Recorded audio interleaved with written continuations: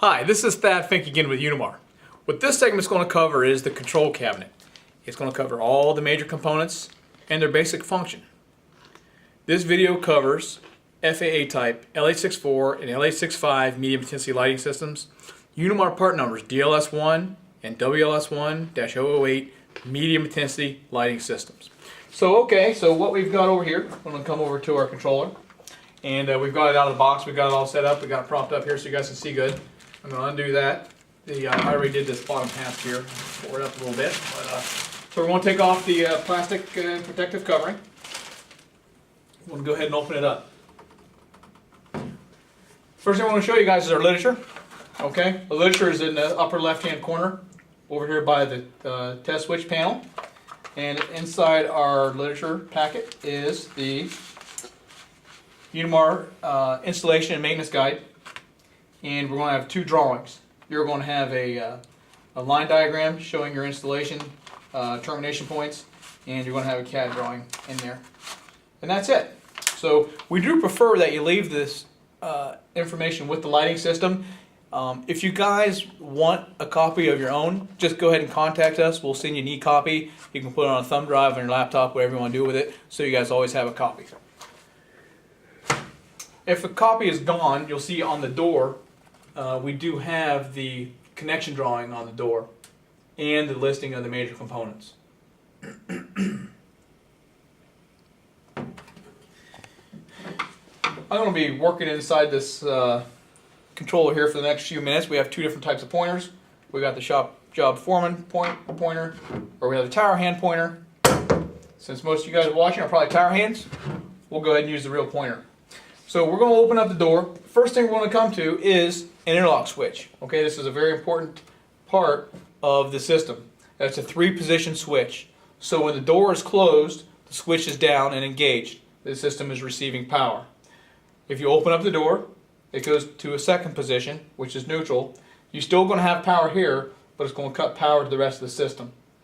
And then if you have to troubleshoot it or test the system or verify anything, you can pull the system out.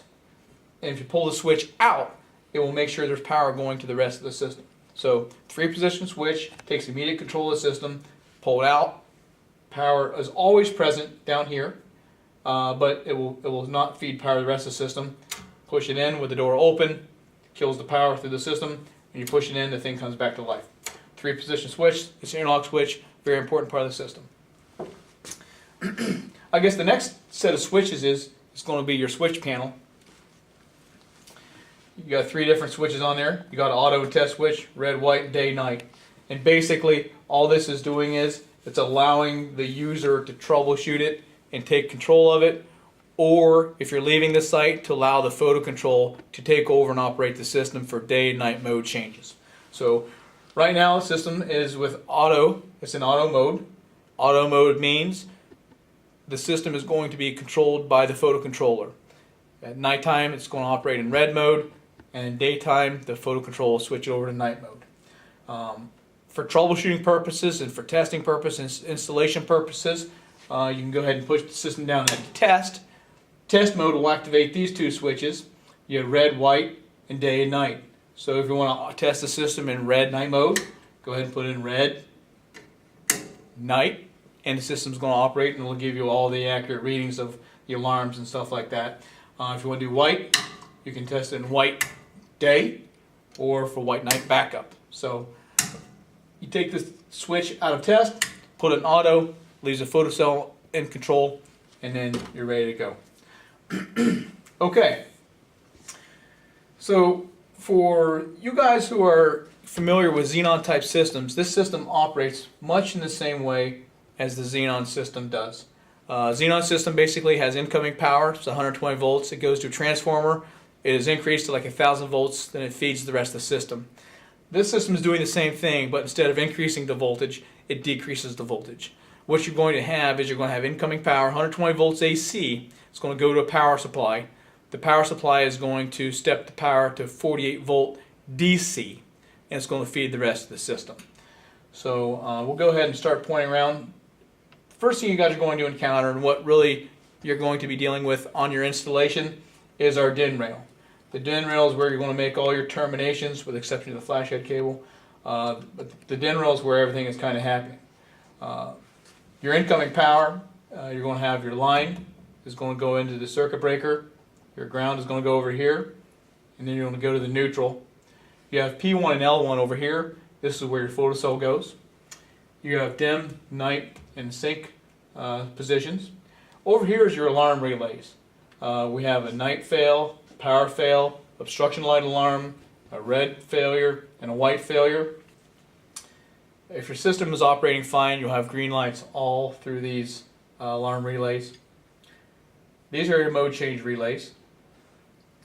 And then one last part that has to do with the control and monitor would be your side light alarm. This is a current sensor. It's sensing all the steady burning obstruction lights, and if there's a failure, it will come over here to the obstruction light alarm and let you know that the light is not working. We talked about the flow of power earlier. So basically what's going to happen with this is you have your 120 volts, which is here on your DIN rail. Your 120 volts is going to go over to the power supply. The power supply takes your 120 volts AC and converts it to 48 volt DC. The power supply then goes to the micro board, which has a 48 volt DC, and then it drives the rest of the boards inside the system. These upper boards here are your white driver boards. There are 2 strings of white LEDs in the flash head. Your white driver boards are driving the white LEDs. Down here is your red driver board. There's 1 string of red LEDs inside the flash head. Your red driver board is driving the red LEDs. And in the middle here is your capacitor board. The cap board is storing the energy which goes up to the LEDs and to cause them to flash. Other major components we have in here is the terminal block. The terminal block is really important. It's an installation displacement terminal block, which is a little bit different than the screw type. Basically, all you'll need to do for your installation is just have a piece of wire, put it in there, rock the position back. It'll automatically bite the wire, make electrical connection, and you'll be fine. This is a standoff and then a grounding lug. Both of these are very important for installation. It's very important for proper grounding. Those are all the major components inside the control cabinet. I'll go ahead and recap this for you guys. We have our DIN rail here. This is where you're going to be making your terminations. You're going to have your AC power going into here with your line, your neutral. You're going to have your photocell going in here, and you're going to have your obstruction lights going into here. This is your alarm relay bank. These are your mode relays. Your 120 volts is going to go to the power supply. The power supply is going to feed the micro board. The micro board is going to feed 48 volts to the rest of the system. You've got 2 white drivers. You've got your red driver. You've got your cap board.